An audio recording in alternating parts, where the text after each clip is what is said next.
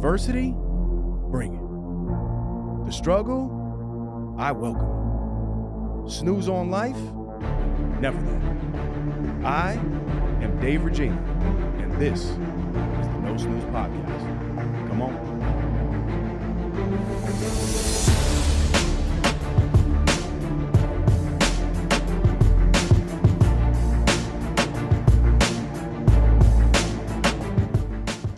Welcome back, No Snooze Podcast, episode 190. As always, I'm in the booth with a big three. We have Brian, great feet, Harrington, Claudio, the voice, Valenzuela, and I am Dave, the body, Regina. Brian Harrington has been a New York City public school teacher for 17 years.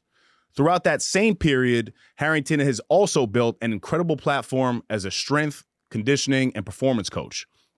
Harrington has built a reputation for working with the top high school players and college recruits in New York City. His expertise has also earned him the trust of dozens of pro basketball players, both NBA and overseas. Today, he is the fastest growing performance coach in New York City for basketball players and all athletes. Harrington's success is a testament to his unwavering commitment to helping his clients achieve their full potential through hard work, determination, and personalized training programs. Brian, welcome to the podcast, brother. Thank you for having me. Listen, that introduction was more than necessary, but I appreciate it. Thank you so much, Dave. Absolutely, man. And full transparency, it was a cool moment because I actually reached out to Brian via DM, and I was like, hey, man, I really love what you're doing. I love the impact, telling you what the podcast is all about. And he's like, hey, man, listen, I've seen the podcast. I know the podcast. For sure, yep. So that was great, man. Excellent. Thank you. Yeah, excellent platform you have here, man. Awesome. Absolutely. I want to start at the bottom. Woo. With the feet. Let's talk about it. What is your favorite sneaker? So I gave him the nickname Great Feet if you're not on YouTube because he has a phenomenal pair of J's on right now. You know what? The favorite pair, it's tough to tell, man. It's tough to say. I mean, I go a lot of low dunks. I'm a Jordan 11s guy. Okay. Jordan 11. Right? Yeah. I used to play in Space Jams. Yeah. Okay. That's awesome. Yeah. I got a few 11s. I've been going with the threes a lot lately. So a lot of variety of threes. Fire. But yeah, man, listen, you got to keep heat on the feet, man. Absolutely. Always got to keep heat on the feet. That's right. We used to have a segment called Heat on the Feet, but it was more sock game because we were in business, right. So we would have heat on the feet. We'd show that. That's awesome. So that's great. All right, where did your passion for basketball take over? So for me, I remember specifically being 5 years old. And, my dad put me in different sports. I actually quit soccer at the age of 5 too, which is like probably one of the only things that I've actually quit in my life. Right.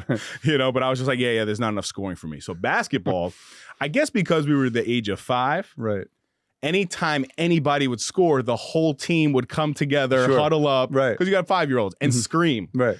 So I was like, oh, hell yeah, I want to do this. I'm bought in. Right? Then a couple years later, 1996, I actually remember going to the Eastern Conference semifinals, Knicks Bulls, watching that, sitting there. John Starks was my favorite player at that time. And obviously, you see Michael Jordan. So like from there, I think I was like 7 years old. I was hooked. Right. So I want to hear for you, though, when did basketball Yeah. I mean, my over? father was always passionate about hoops, and I had an older brother, older sister. So he coached us in hoops. I was 6 years younger than my brother, running around the gym, and he'd bring me to practice and, run around, dribble a ball and get me involved. And like you said, like it was just such a up-tempo, high scoring, high energy game that it just is like, it's so intriguing in that way. It's so enticing. It draws you in. And then I grew up in the era of the 90s Knicks. And that was the era where you rep where you live, so it wasn't like we follow players. We follow our hometown. We're New Yorkers. We follow New York. And, the Knicks were so relevant at the time. We got to see all those glory days of Starks and Oakley and Ewing, of course. And I think that's just kind of what drew me in. It was such a big part of the house. I remember taking stats with the old, the cards, right? Yeah. And I would watch every game with him and, my father and brother, and I keep the stats. And that's how involved I was. So, I ended up just playing so much youth basketball. At the time, it was so much outdoor hoops. It was going to the park, obviously, and then it was a lot of outdoor leagues in the summer. So, now it's so saturated with AAU and travel and stuff like that. But at the time, it was so much really, outdoor leagues. You could join a team and it would be like a summer league. Yep. So we did so much of that locally, down the city, down the Harlem, Bronx, all that kind of stuff. So Yeah, it's always been a part of me, man. So, yeah, we grew up very close to each other then because I grew up in Mount Vernon, New York. So okay, right awesome. there. Yeah, there you go. But I was a coach's nightmare all the way up to high school because so I was a scorer, I was a shooter. Yep. I scored 1,000 points in high school too. Yep, there you go. Right, but my mentality was, I'm going to rest on defense. I'm going to give up 20, but I'm going to give you 28. Right. So we're up 8, right? So okay. I remember I had a coach and he's like, what are you thinking about? Right. And I'm like, I'm thinking about how many points this guy scored on me. He's like, yeah, you should be upset about it. I'm like, no, I'm already up 12. and I remember strategically thinking like, all right, cool. He's got 15 right now. I got 22. But it was a terrible way of thinking. Right. You know, and then obviously I got into high school and I found I found my passion through Coach Irvin Braun. Yep. Who was big into Connecticut Flame at the time. Mm-hmm. I played Connecticut Flame, played Gaucho for a little bit as Yep. well. Great. He was the one that really was like, all right, listen, like if you want to be an all-around player, like you got to play defense. You can't rest and relax. Yeah. So did sports then become a catalyst for you to get into education? And I want to really acknowledge your career in education. Yeah. Because, you know, teachers, I think, get in the game sometimes for the wrong reasons, Sure. but there's a lot of really good teachers, and we need really good educators. Yeah. Whether you're a physical ed teacher or you're an English teacher, doesn't matter, but the passion is, I believe, as a parent now, the most important thing, you know, and it seems like you have that. So was that a catalyst for you to get into education? Yeah, it was. Like, so funny story about how I got into education. My brother was an educator, again, 6 years older than me. My mother is in the education world at the time.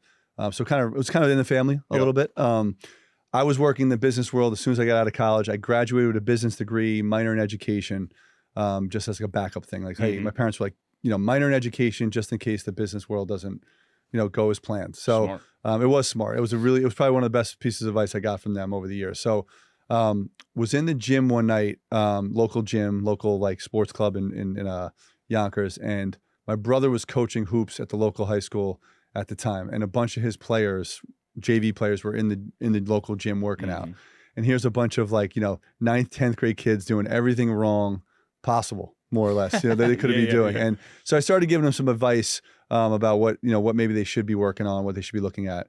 And a guy came over to me after and was like, listen, that was probably some of the best advice I've ever heard somebody give a bunch of young kids in this gym. So I went home that night. I'm like, you know, kind of like, what am I doing? And I think that night I pretty much enrolled in a master's in physical education, which was good because I already had the prereqs for education. So all I needed to do was get my credits for education, for the master's.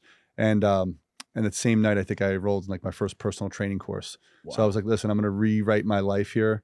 I'm going to go into the educational world, and become a teacher, and simultaneously, get into the training world.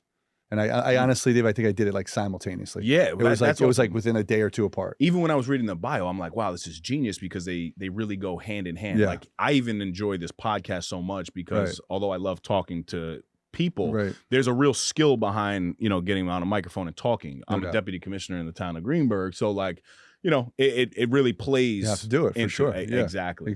Why New York City, man? Why New York City public schools? Why New York City public schools? So at the time I went to Westchester guy. Yeah, I went to Manhattanville College for my master's. We did too. There you go. See, once a Valiant, always a Valiant, baby. Exactly, right? So at the time they had a program called the Jumpstart program. So after 30 credits, 30 or I think it was about 30, and I had to earn 36 so many years ago now. You were able to get hired by New York City public schools as a full-time teacher as you worked off your last 6 credits. Wow. So I was like, you know what? Instead of student teaching, not really making an income for like 6 months, I'll go get my feet wet in New York City, earn a full salary, New York City salary first year, and finish up my master's degree, which is what I did. Definitely interviewed, a bunch in Westchester. It's a challenge to get up in the Westchester schools, especially the more and more years you end up in the city. But I don't regret it. New York City public schools has been terrific. You have terrific benefits, pension, and it's great just to work with.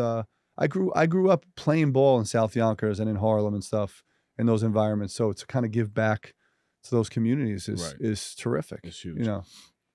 What's the most? I guess before I go there, because I definitely want to hear about that. Was there ever a moment though? I'm listening to you speak, and you were very clear. Yeah. You were very intentional about like, all right, cool. Now I'm going to change my life. I'm going to go into education, and I'm going to go into the physical training side of things too, and the performance side, which I think is like genius, and I love that. Thank you. Was there ever a time that you did not have that clarity in your life? Yeah, I mean, I think coming out of college, you just don't really understand, well, I shouldn't say I mean, I probably didn't really fully understand what the rest of my life looked like. Like, you kind of go about what you're supposed to do, right? So you got to go to college, you have to get a degree, you have to go get a job. And I think the biggest thing is which, is talked about often and a lot is, so what's your passion though? Like, if you follow your passion, you could make a great life for yourself and make money. Right. Right. And often I see people get, caught up in a life where maybe they're making money, but they're not happy, or maybe they don't know how to make money, or maybe they don't know what their passion is. Right. Or they're just stuck in a routine, and we get a lot of people just stuck in a routine, and then life goes on, and then maybe you have a kid and you have to, make sure you provide. So you get even more stuck in a routine. For me, I was at the point where I was like, whatever business job I was working at the time just wasn't fulfilling. I couldn't see myself in 10 years, 15 years doing what I was doing, and I was like, I have to make this change. What do I love? What am I passionate about?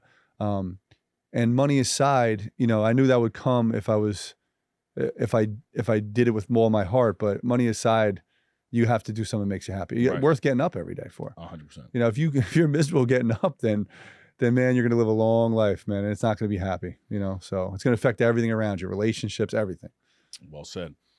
I want to hear about the most gratifying part of helping the youth. When I think about it, I do even today a lot of work with the youth. And I think what I love the most is that it keeps me grounded and constantly reminds me that I have to keep things in perspective. Sure. We were talking a little bit about parenting off air. Yeah. And, things may seem bad to us, right. but in reality, when you're helping kids, specifically the less fortunate, yeah. It always gives you that conscious eye of, wow, you know what? I need to keep this. I need to look at the glass half full, right, versus half empty. Just because, I don't know, I think there's a lot of ugly today. Yeah.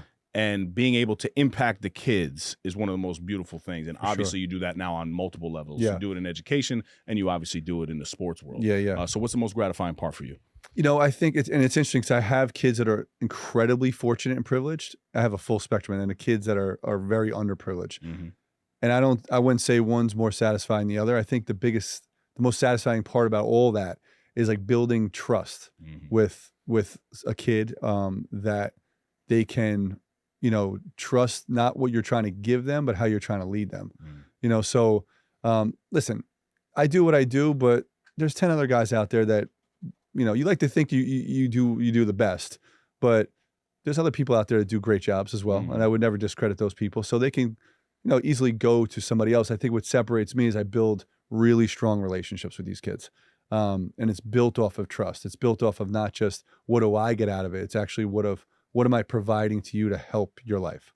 And honestly, a lot of times we don't even talk about the sport. We talk about like what life means, right, like what it means. I mean, it's interesting when I have my college athletes come back in another couple of weeks in May. We have a big college program. It goes from like May to, end of August, right? And we have all these college kids from all different divisions, all different sports come in, and it's awesome. They're all dedicated. They train together, probably 15, 20, 25 of them. And it's like one of the best times of the year. And there's so often we speak to them about like, listen, this is the sport you play. This isn't who you are. Right. You know what I'm saying? So I love you because of who you are, because you're a great person. Like, so let's put that aside. Let's work hard in here, but like, don't depend your whole happiness on this sport, because it's going to end sooner or later. It all ends sooner or later.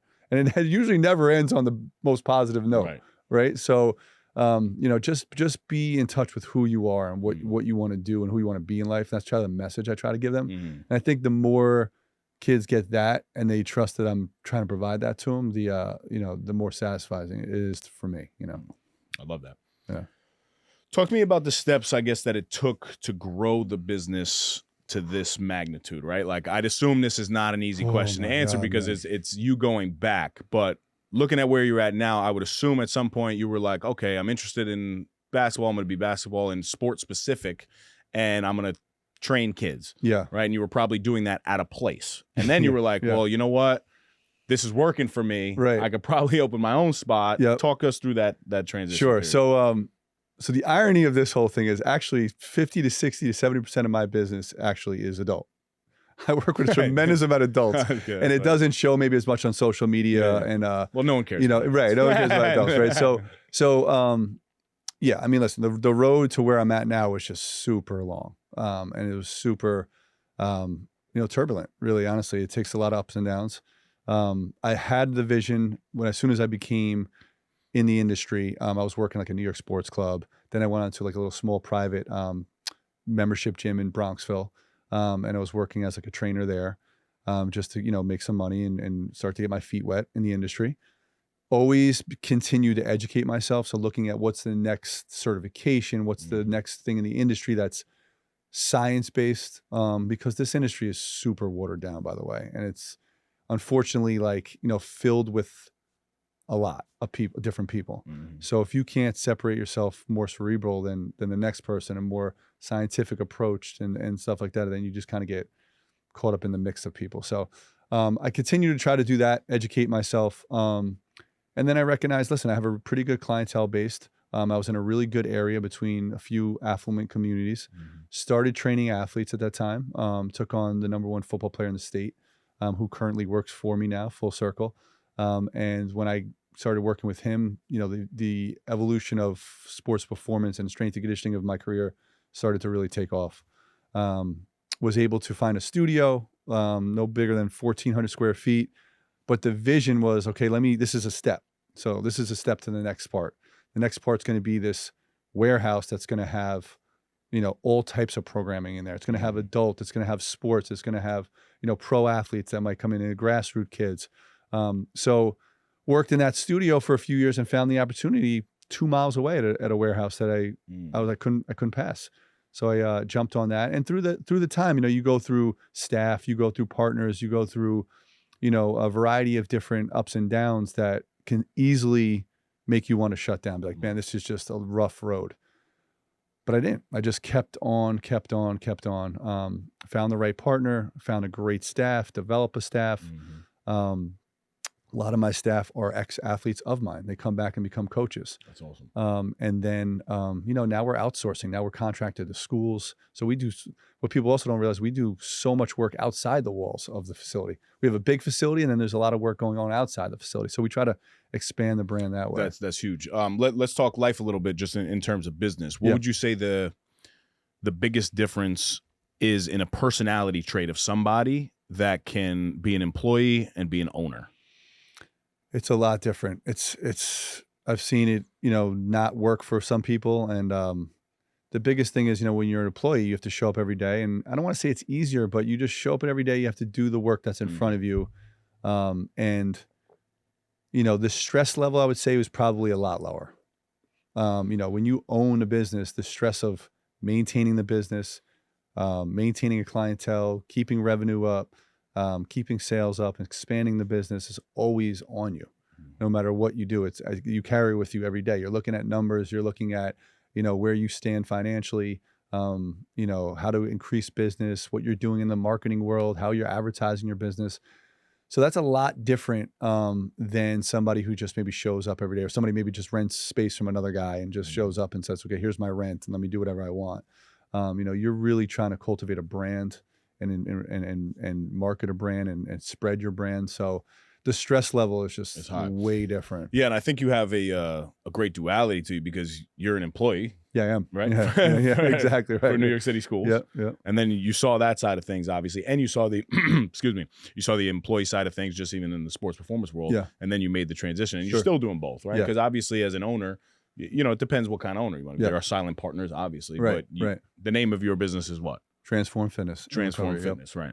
Okay. And now you have is there a sub-brand with your name on it? So my own kind of personal, sub-brand is Harrington Performance. Harrington Performance. Yeah. So it's kind of like my own personal identity. That's why I have like my app program through that. And that's kind of like my little sub-brand. So now when does somebody make the realization, like when did you make the realization, like, okay, no, my business is actually my lifestyle, it's my brand? Because I think a lot of people, they go to work, or they even own a spot, but then when they leave the spot, they don't represent the brand anymore. Yeah. I'm always representing my brand, whether it be when I go to a game and go watch some kids play, or, whether I go to some event, or whether I'm just like kind of at a local school thing, my kid's school event, and just, you know, making sure like my brand is who I am. So I think that's a big difference. People who don't live their brand, I don't know how successful their brand will be. Right. To be quite honest, Yeah. I think you can almost like you're almost like bullshitting everybody. Right. So I don't know if we can say that on the podcast, No, but that's no, kind of how we are. You know, like you got to really live it. You got to really, you know, be who you are and, you know, present what you present. Don't just do it for an act. Yeah. So you clearly take care of yourself. Try to. Talk to me about your habits a little bit. So I mean, working out every day, 9 o'clock, is my time where I get to work out. Its schedule is super important, especially when you have more or less 2 jobs. Some you could even say 3, because I am a trainer, I run the business, and then obviously I'm a teacher. Maybe 4, being a dad and a husband. You know what I'm saying? 5, like that's 6. freaking ridiculous. Yeah. You know, having 2 kids at home, you know, a house and stuff like that. So routine and scheduling is like super important. I'm thinking waking up at like, you know, waking up at like 5:15 every day, 5 o'clock. Yeah. Letting the dogs out, getting down to the gym. You know, starting with my clients, but also managing what's going on. 6 o'clock in my facility is like madhouse, Bumping. wild. Yeah. So you got to turn it on immediately. Get to school, teach, get a break, and now I get to work out. I got a 55-minute window that I get to go work out. And you work out at school? I work out at school. I actually created a nice weight room for my kids and myself at school, and it's awesome. And my administration is awesome, like funding it and growing it. So get that time in there. You know, have another free period during the day where I try to like do a little bit more like kind of meditation, kind of relaxation, recovery a little bit. And then, you know, back to the gym at 3 to, you know, to get back after. I try to get to bed by 9:30, 10, you know, sleep is super important, drinking a lot of water. Where I work is challenging to you know, food wise. Nutrition is super challenging in lower income neighborhoods. It's just the truth of the matter. So I've been trying to, you know, meal prep. I have a meal prep plan that I bring food with me. So I try to eat as best I can down there. My wife always yells at me, so you could always eat better, but she's a better eater than I am. And, you know, just, you know, eat well, sleep well, and exercise daily. Yeah. You know, drinking a lot of water. Critical. Yeah. Are you looking to elevate your brand with captivating visuals and immersive sound? Look no further than the home of the No Snooze podcast, Kai Visions Productions, your go-to destination for cutting-edge audio and video production. At Kai Visions, we don't just create content, we create experiences that leave a lasting impact. From podcasts, YouTube variety shows, sleek corporate videos, to attention-grabbing promotional campaigns, our team of experts is dedicated to turning your vision into reality. Choose Kai Visions for a production experience like no other. It's time to make your brand known. Contact us today at kaivisions@gmail.com or find us on Instagram at Kai Visions. Kai Visions Productions, where audio-visual excellence meets innovation. Now, back to the Epi. Talk management. I'm always interested in this too, because this is obviously I have a large team in the town that I'm in, and I oversee 25 full-time supervisors. Right. And it's a challenging task. Leadership in itself. It's a huge difference between being a boss and a leader. Huge. I think bosses tend to kind of sit back and, hey, go do this, whereas leaders are really involved in it. And leadership is something that I take very seriously. I just want to be a leader of my own life. And the first thing that I obviously try to implement is if I can lead myself properly, okay, now I can lead other people. Exactly. But how'd you assemble your current team of trainers? You said that, they work for you, which I think is a great model. Yeah. But let's talk about that. Yeah. I mean, once upon a time before COVID, it was more of a independent rental type space. We had people working for us, but it was kind of a half and half. And it just wasn't the model I was after. Like some people really just want to, rent space and not be bothered with being part of a team. That's fine. I think when you're trying to build a brand and build a business, that can get, in the way of your vision and the focus you're trying to go, towards. So COVID actually, ironically enough, allowed us to kind of like reset and rebuild. So we brought in a couple ex-athletes of mine that were getting back, they were currently trying to get into the industry themselves. So what better, person to bring in than somebody knows your system, knows your procedures, knows how you train, and has been trained by you. So we brought a few of those in, and then, listen, over the last couple of years, people have come and gone. That's just the nature of the business. But I think we do a lot of in-house education. We provide a lot of opportunities for certifications for them to keep them interested and engaged. We try to find the right fit for each trainer. Like you have to manage, you speak about managing people.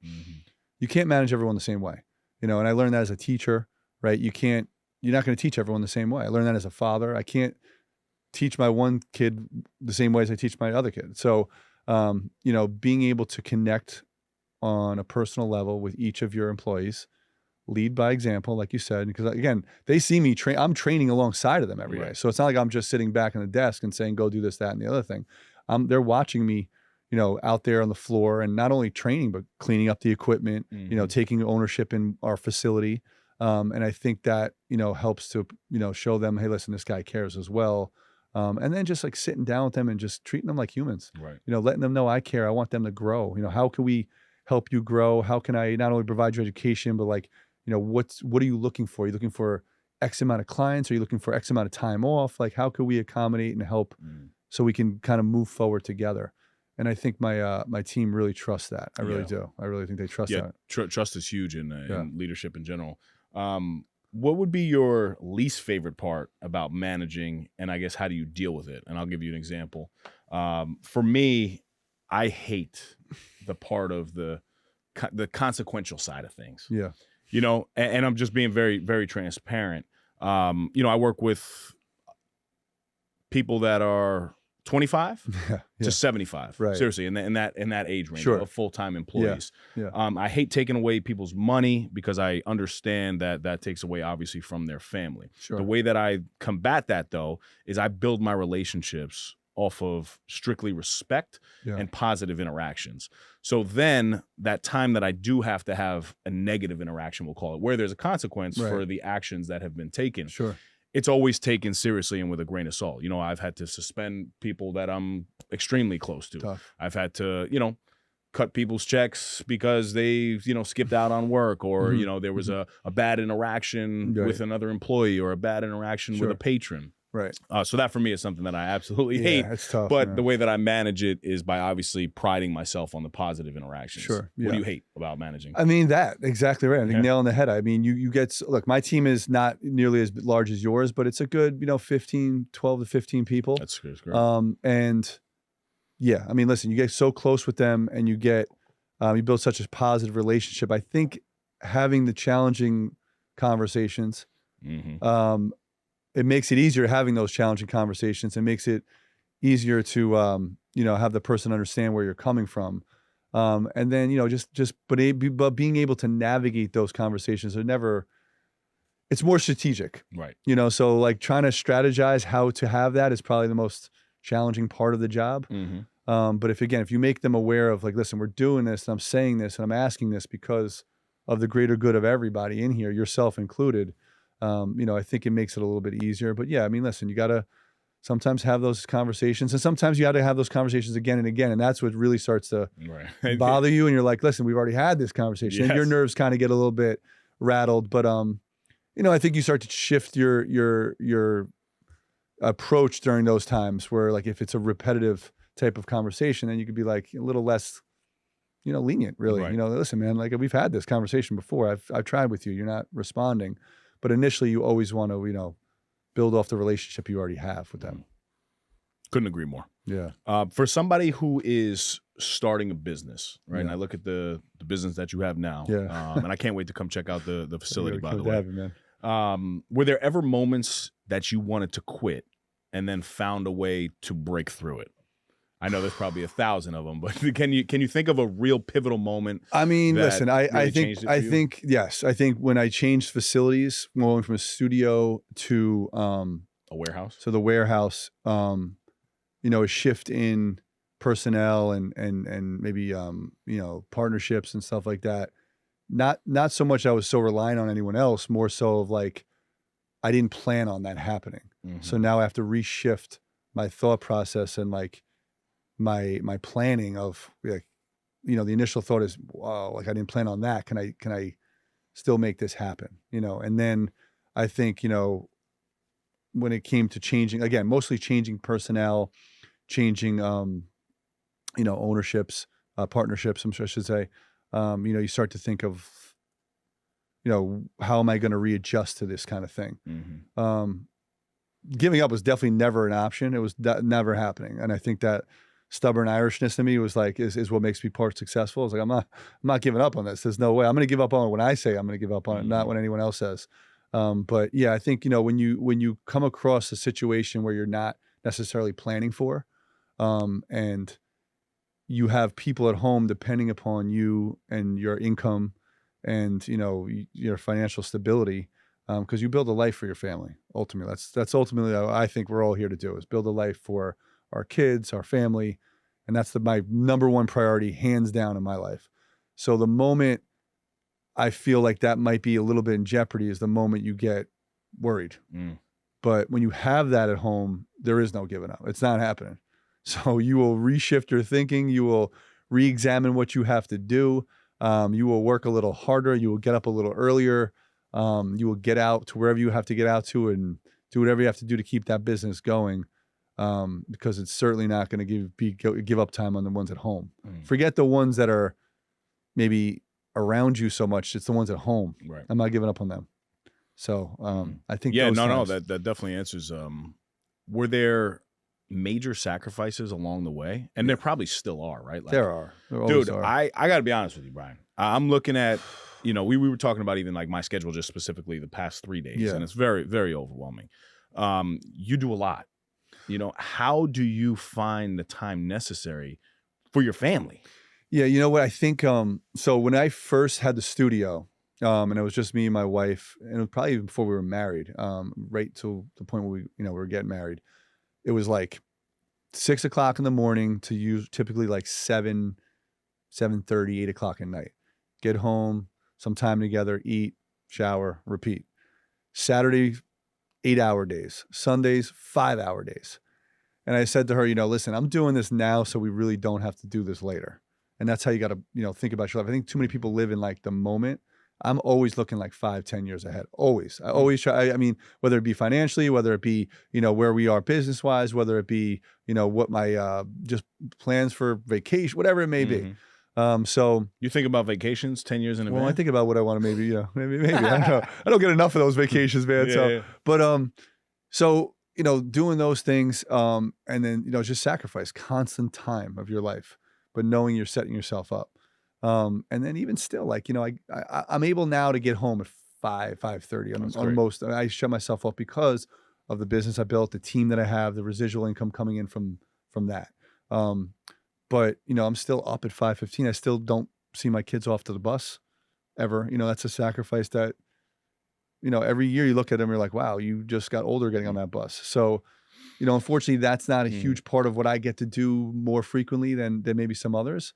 But I get to be home and I get to, support them and provide for them. And that's just a sacrifice in our situation that needs to be done. Yeah. So now in terms of your, you as a dad, are your kids athletes now? And are they in the facility? Because I can see that being a cool, so the kids love the facility. They love the facility. I always tell them, listen, guys, this is your gym too, My daughter just started coming around on athletics. She's 10. It's so funny because I'm a guy with like this big sports facility and every connection in every sport, not just hoops, by the way, like every club team and coach and private coach, I know them in Westchester and greater New York area. And for years, my kids were like, we have no interest in sports. I'm like, okay, that's fine. So my son loves acting, man. That's his thing. He's a big time actor. How old is he? He's 8. He's done like 10 plays already. Wow. He's involved in like a acting company, and that's his thing. And it was a little bit of adjustment for me, to be honest, to say like, you think you're gonna have, maybe even your son, say, you think in your head as a dad, I'm gonna be able to play some sports with him and so on and so forth, and you just readjust what you think. Like, this kid loves who he is, and that's awesome. And you can't ask for anything more than that. And it's not because I love it. Right. And you see a lot of dads or a lot of parents get the kids involved in things that they love. And how often do they ask them, well, what do you love? So we've done a great job. And my wife, kudos to her, has done a great job of making sure the kids are involved with what they love. And he loves that. And I love that. He loves that. And I love it now.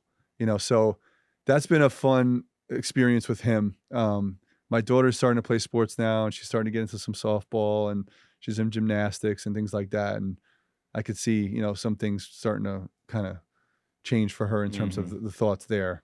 And sometimes I think I'm so heavily involved in sports that like, in some weird way, it was almost like a turnoff for them. Yeah. I don't want to maybe it was too much. Maybe in their mind they thought it was too much pressure that I was going to. I'm not doing that. Meanwhile, I'm the type of guy, I've seen so many parents pressure their kids, and it makes me like sick. So I'm like the complete opposite of that. So I'm just like, listen, I love that you found what you love, and I'm going to support that like to the end of time. Yeah. How long have you been married? 10 years. How long have you been with your wife? 11 years. Yeah. Total.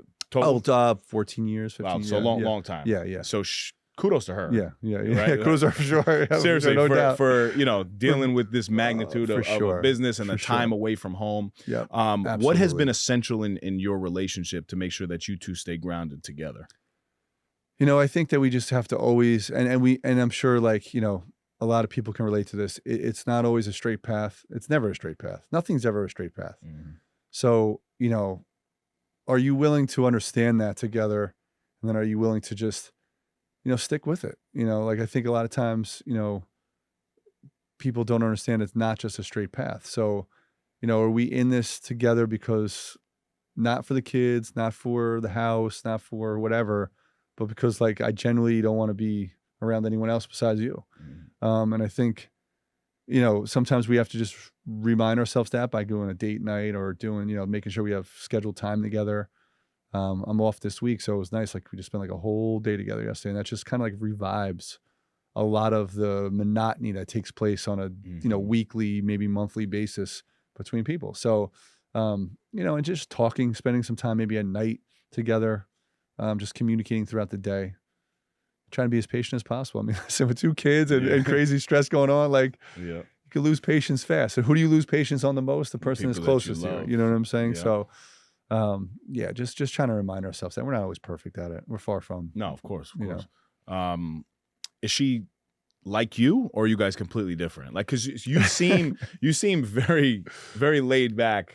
Just in life. Like, obviously, you're about your business, and when you're coaching, that's not what I'm talking about. But you seem very relaxed and kind of like the opposite of me. Well, I get it. Don't get it wrong. I mean, I get worked up over things I'm passionate about. I get worked up over stupid and I think stuff, those Brian. things that I'm sure. Me too. Listen, me too. And I think sometimes you got to stop and remind yourself, like like you work a long, hard, stressful day, and you come home and like you have 2 kids and 2 dogs, and things are all over the place, and you're like, what the hell? Like I've worked my tail off for help me out here, kind of thing. Like. But then you just kind of stop and, I'm working on reminding myself, like, what are we talking about here? Let's just pick it up. Let's just move on. Let's talk to the kids about it. And what are we talking about here? We're talking about some things on the floor, and so I think in terms of her, I think she's way better at those things. She's way better at like, not letting those little things really drive her crazy. And I don't get crazy over the little things. I get crazy, I think, because of so many other things going on in my life that I use those little things as like a spark to try to, let my emotion out. If that makes sense. It does. But I'm thinking about the moment that I stepped on a Barbie doll the other day. Right. I kicked that Barbie doll. Right. So and were you really mad at the Barbie doll? Were you mad at your daughter? No. But then my daughter was like, right. And then I was like, oh man, like I felt kind of bad about it. Exactly. But I'm like, all right. Like, I don't need to be reacted. So I'm always. She's way better, my wife, at that stuff. Way better. And, we balance each other off well that way, I think. But she runs her own business. She has a salon, a hair salon in the house. Wow. So she runs, like, my kids have seen like 2 kind of like entrepreneurs, like, go-getters in a sense. So she runs a very, very like just busy business right out of my house. Wow, that's awesome. Yeah. So it's she does great. Does she do your hair, by the way? She does not. She does not. She doesn't do barber cuts. I gotta find always a good barber. This episode is brought to you by Hudson Valley Teeth Whitening. Hudson Valley Teeth Whitening is an experienced teeth whitening salon where you can get up to 7 shades lighter with just a 60 or 90-minute session in a professional and relaxing setting. They offer the most superior product coupled with the highest quality of customer service available to get you instant results. Whether you have an important event to attend, such as a wedding, birthday, anniversary, interview, or you are just unhappy with the color of your teeth, This LED light technology helps whiten your teeth fast and easy. At Hudson Valley Teeth Whitening, they understand how important your smile is to you. And speaking from personal experience, you'll be guided by highly efficient staff in a relaxing environment to reach your desired shade. Let them know you're a friend of Dave's from the No Snooze podcast and connect with them at HudsonValleyTeethWhitening.com or on Instagram at HV Teeth Whitening. Now, back to the epi. All right, so this has kind of to do with both, and I want to know the separator for high-level athletes. Yeah. In terms of their upbringing. And the reason that I'm asking is because I have a 4-year-old, like I said. Yep. Well, she'll be 4 in June.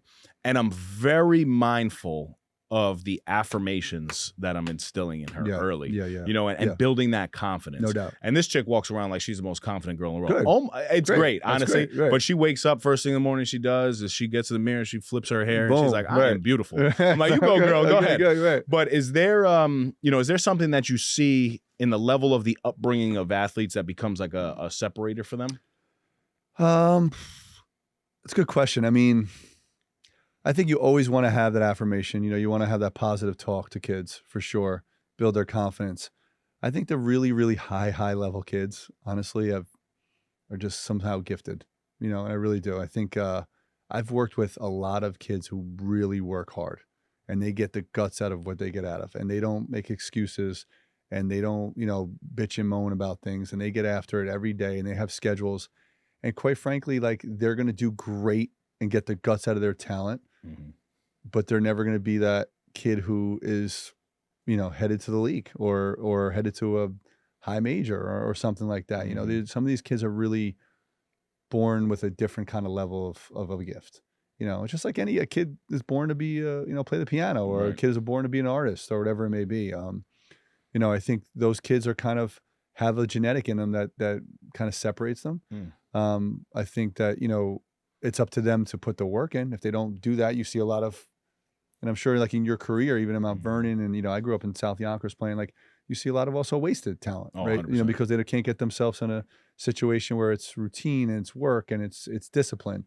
But, you know, I think the kids that are like in positive atmospheres with positive coaches, positive adults around them, that are talking to them in a real way and not blowing smoke, are the ones that, you know, you see become a little bit more successful and get it, you know? Yeah, it's interesting to to hear from you, because you don't hear that often, but I couldn't agree more. Like, I do believe that there is a peak that people can get to. Like, I think even if I hired like the best singing coach in the world, I really just can't get there. You know, I just can't get there. And it is almost sad to think about too, because you have a kid that just wants to do that, right? That's all they want to do, and then they're gonna reach that. I mean, listen, encourage level. them, make them happy, 100%. right? But speak truthfully to them. And I think we kind of and that even goes to the highest level athletes. So like a lot of the highest, I've seen high level athletes, projected kids that are, you know, projected to be in a certain place in a certain amount of years or whatever it may be. And you get people that just constantly blow smoke, but don't want to speak the truth to them. Don't want to like keep it real with them. Listen, your work ethic's not great right now. Or, you know, yeah, you're great, but there's 50, you know, other 100, 200 other kids out there that are just as great. Like, you know, so they want to kind of ride the greatness of what seems to be at the moment, but don't want to keep it real with the kid on, you got still a long way to go. Right. You know, so, you know, or you still don't match up great in this situation or that situation. So, you know, sometimes you see a lot of that. You see a lot of like these high level, naturally gifted kids that, you know, people around them, they have the wrong camp around them, and they're just not able to fulfill where they're supposed to go because they're not, you know, people aren't keeping it real with them, really. Right. Yeah, no, I think that's a great point too. And I think there's a fine line, you know, between keeping it real and then obviously keeping them in check. You know? Yeah, the kids, though, sometimes they take that poorly when the reality could be, and I think this is a great conversation to have with kids. Like, listen, take basketball, take hockey, take the sport of your choice as far as you can possibly go. Get some money to go to college. But the reality is you might not go to the league, and that's okay. Mm-hmm. Like that's the real majority. That's a very big reality. You know, like you might not go to Huge the league, reality. and that's okay. But the skills that you're going to build along the way are going to help you in anything in life. Well, that goes back to kind of like, that's like that goes back to what I was saying about my college kids. Okay, like, and that can go for the highest level kid. Like, who are you though? You're not a basketball player. It's what you do. You're not a hockey player. You love it. It's what you do. You're not a soccer player. You're not an actor. Who are you? You know, who are you as a person? And what makes you like happy? Put that sport aside. That's a thing. What else makes you happy in life? Because like we said, it comes to an end for everybody. It might come 15-year pro career. It might come 1-year pro career. It might come 2-year college career. It might never, might finish in high school. Now what? You just made your whole identity that. Now you have to totally try to reinvent yourself and find yourself. What are you supposed to do in life? So, life is way bigger than just the things that you do. What's your personal mission in life? So for me right now, and I think this is kind of ever changing. Yeah. I think your mission can really change, but just recently at the beginning of the year, I actually stopped drinking just because I want to go with 1 full year now of no alcohol. Congrats to you. Just see what it does to my life. I have, my mom was addicted to drugs and alcohol for the first 28 years of my life. Shout her out every episode, literally do that every episode. Okay. But she's a hero of mine. Good. So my personal mission right now is to really live in alignment. Yeah. To become the best possible father that I can be, the best businessman I could be, the best partner I could be, the best motivator that I can be. And it's something that I really think about every day. And that app that I'm using is called Quit Drinking. Right. And it reminds me of my personal mission every day. Okay. And I don't know if that'll be my mission forever, but right now for you, what's your mission statement? I mean, the first thing you said was be the best dad you could be. And I think that's exactly where I'm at. Ultimately you go home to whoever you go home to, and that is like your foundation. And the moment that's not your foundation, I think the moment that you're going to have a little bit of trouble in life. So, keeping that in perspective, because there's so much outside noise now with social media being so a part of everyone's life, that you get sidetracked on what's important, right? You're looking at what everyone else is doing, what your competitor is doing, what is this person, where are they at in life? Ultimately, you come home and your kids don't give a damn about any of that. They don't care one bit about that. So, making sure that you leave everything at that door and you turn into the best version of you for them that you could be. So that's definitely on a day-to-day basis, my number one goal. Being a good leader for my people that work for me, just making sure that I give them a great experience, because ultimately, like, I'm affecting their lives. Like, they're working for me. And they want to get up every day knowing that they have somebody who supports them. They don't want to get up every day thinking like, oh man, I can't stand this guy. Like, this sucks. I want to do something else. I want to be a positive impact on them. So wherever they go, whether it be with me for 20 years or whether they go, off to do something completely different in life, at least they learned some sort of disciplines from me, habits, to be happy. And, with my kids at school, the same thing, they're dealing with a lot, and the stories can go on for 3 more episodes of this podcast, what they're dealing with. But, making sure they have a glimpse of their day, that there's someone there that gives a shit, that actually will listen, that actually will laugh with them. And maybe, somehow or another, in a couple of years, come back and say, thanks for that. Yeah. You don't know how impactful. Do these kids at school I'm talking about, do they get to see you work out ever? Some of them started following the Instagram because it's a public account. Yeah. I have to, with being a business, right? And they recognize a lot of the names there are a lot of the names that I train are kids their age that are, very, highly touted athletes. So they follow them naturally, and they're like, oh my God, that's, she's working about Mr. Harrington. Like, and then they'll come in this year. They were like, oh, we didn't know you, Yeah. And I'm like, I keep it. You know what, guys, I'm not here in this building to tell you all about that. I'm here in this building to help you, just like I'm helping him after school. Right. So, I think that drew a nice connection this year with a lot of those kids, where like maybe they were a little bit reserved of like who I was or what I was, motives were. And to see that kind of other side of me has made probably our relationships at school, ironically enough, become closer and more full of trust. Yeah, and I love what you said just about New York City schools in general and how they were supportive in funding this weight room and stuff. Yeah, but it's great. got to be it has to be an impactful thing for the kids in your school to know that you're working out the way that you work out. Yeah. You know, you get to go in that weight room and you're clanging and banging. Yeah, and they have the to, opportunity yeah. to No do doubt. the same thing. And I think that's a real positive experience for the kids. And I know a lot of New York City schools and just even local municipalities, the funding is not there to create this. And a lot of people don't even take physical education seriously. No, they don't. You know, whereas honestly, it's arguably most important thing.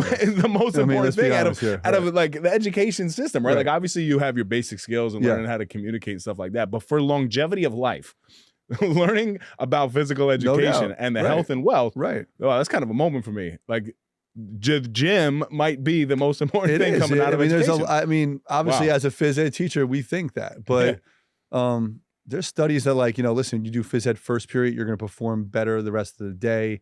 There's studies saying that they should have multiple times a day.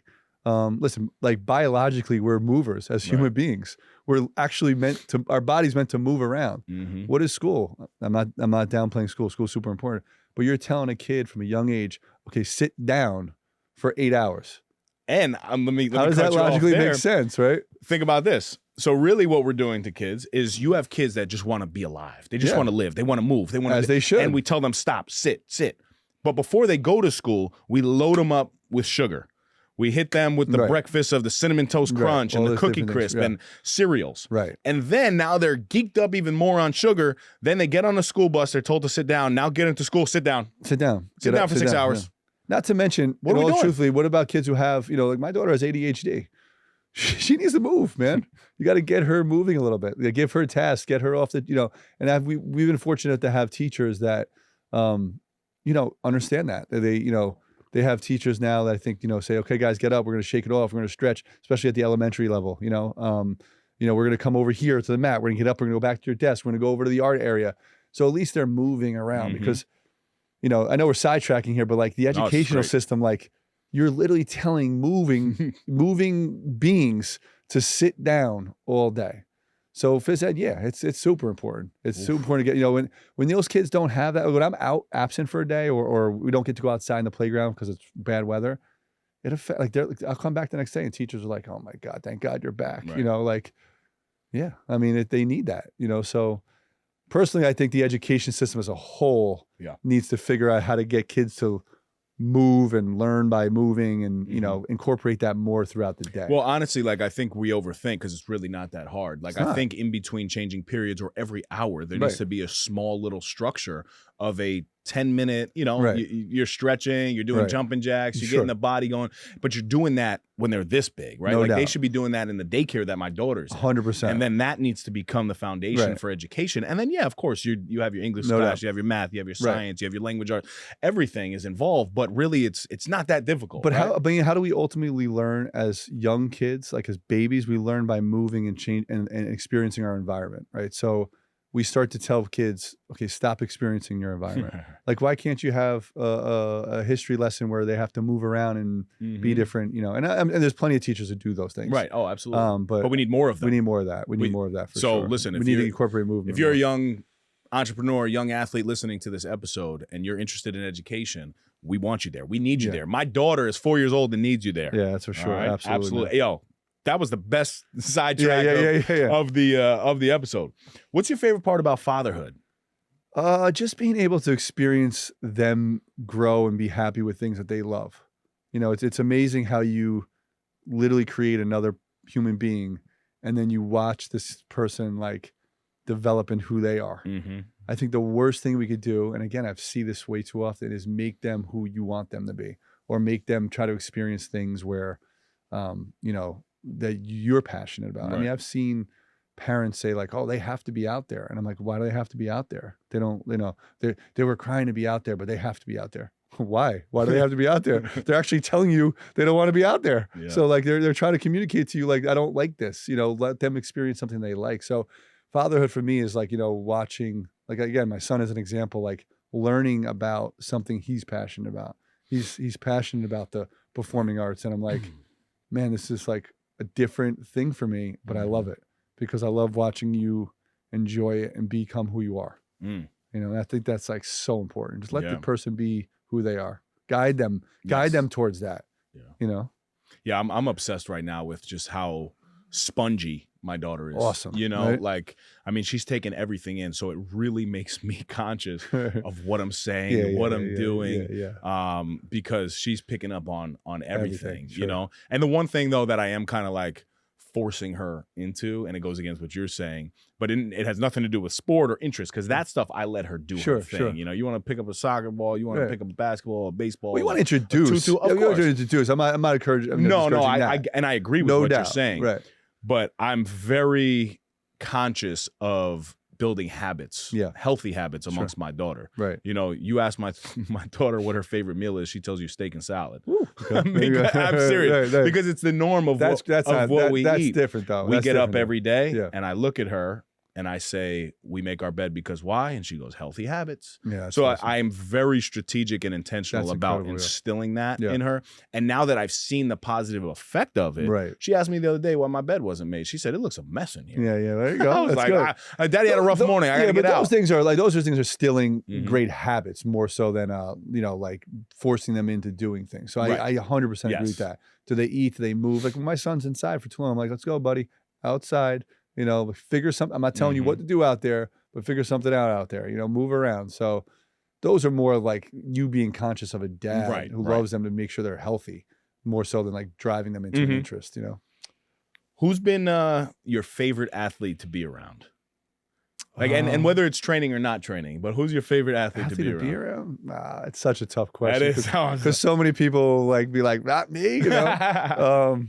Man, just all these kids. I know it's just a cop-out answer, but, you know, just being around these kids. I mean, if you're talking about the kids I train. No, I'm not. I'm talking about like professional athletes that you just get in rooms with. I mean, the last couple of years, I've been fortunate enough to be around Mello a bunch, seeing some games with him, chopping it up, having conversations. Swaggy, huh? Dude is just a cool guy, man. Yeah, just an easygoing, easy to talk to guy. Treats you like, you know, you're just like a buddy of his, you know, really. And the conversations there have been easy. I mean, granted, I've worked with his son often throughout the years, but so obviously there's an interest there. But you know, he has a trust level in me and helping his son. But he's just a cool guy. He never intervenes. Never tells me what I should be doing or shouldn't be doing with Kai. It's just a matter of you know, I trust what you're doing. I know your reputation, and then just on a personal note, just being cool, just being like a guy to chat about with kind of anything. So he's definitely being, you know, and then obviously a guy I've watched over the years, like he's one of my, you know, favorite players, you know, so that's just kind of super cool to like kind of be this guy you like watched and all of a sudden like you're like kind of like in his presence, in the circle. No, it's very cool. So, what would you tell somebody who's just kind of struggling right now in their life and, you know, they don't want to snooze on their life anymore. Yeah. You know, they want to turn the corner. What would be something that you tell that person? Listen, the path to where you want to go from where you might be is not quick and it's not going to be easy. So like a lot of times when you're, you know, snoozing on your life or you're just kind of down in the dumps, you feel like that change is going to happen. Like, okay, I'm going to make this decision and like tomorrow everything will be all better. It's not. It takes time. It takes steps. It takes procedures. It takes discipline. So, you know, keep that focus in mind. Write it down. Have it on your wall. Have it in a book. Have it somewhere where every day you could look at it, but every day you're also writing down a step maybe that you took to get there. Or maybe every day you have 5 habits you have to try to knock out, whether it be make your bed, whether it be make a nice breakfast, get to the gym, whatever it may be, where it changes your mindset, it just changes the chemical makeup in your brain, right? So, you know, but decide what it is you really feel like you want to go after and try to stick with it. Too often too, we also see guys that like have a goal and then like 2 weeks later that goal is switched and they can't ever make up their mind of what the goal is, you know, or who they are, what they want to do. Like just try to be honest with yourself of, okay, here's where I want to go. Let me take step by step. And maybe the first step is I wake up at a reasonable time and make my bed. Maybe that's the first one, man, you know, but take steps in those directions to start to change whatever habits you're doing currently that aren't working for you, because ultimately we're like creatures of like habits. It could be the poor ones or it could be the great ones.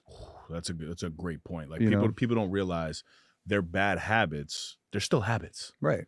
you know, so you become addicted to these bad habits, whereas you can become addicted to these good habits. It could be something where like every day you come home and you throw your clothes all over the floor and then you bitch about how, oh my God, my house is a mess. Well, you didn't like take a moment to like hang your jacket up or put your shoes away. Or it could be something where you're stressed out and you have a drink every time. So, you know, it varies, but all of them ultimately are causing you some sort of stress and discomfort. So how do you change those things to make them more of a positive impact of your life? Listen, man, I appreciate you coming on and having this conversation. It's been great, man. I appreciate you. Start of a good relationship. And honestly, I'm coming to transform, man. I can't wait, man. Come down. The door's open for you, man. Always. I've been doing a lot of these episodes with, you know, performance guys. And, you know, I'm stopping all over the place, man. Good. Come in. Listen, that door is open, man. We have 4 doors. We have 2 garage doors and 2 entry doors. No, so you come in the anywhere. facility looks awesome, Thank man. you. Really, what you've been able to build is impressive. It. And you're a good dude, man. Thank you. I appreciate it. And so you see a lot of watered down was a word that you used before, and it kind of definitely hit me because, you know, I'm very strategic with who I kind of bring on this podcast, and you know, I could tell immediately, and even from some people who I've spoke to that know you just have really high things to say about you, man. So I'm excited to get to know you more. Absolutely, know you more. I'm grateful to have you on. Where can everybody find you? I mean, my facility is located at in Tuckahoe, 125 Columbus Avenue in Tuckahoe. You can reach out to me on Instagram, Harrington Performance, Team Transform Fitness. I'm around, so come check me out. Come check out my team, and doors open. Awesome, guys. Check Brian out. We're very grateful for you, the listener. Spreading the message of the No Snooze podcast is something that we're extremely, extremely grateful for, and we couldn't be more proud to deliver this product to you. You can shop the latest merch at nosnoozeshop.com. And until next time, stop snoozing. Get up and get after it. You got to be like a 12 or a 13 in shoes. I need some of this. 11. Thank you guys for tuning in. That's another epi in the books. You can follow us on Instagram at No Snooze Podcast and leave us a 5-star review wherever you listen to us. Subscribe to our YouTube channel, No Snooze. Shop the latest merch at nosnoozeshop.com. Come on.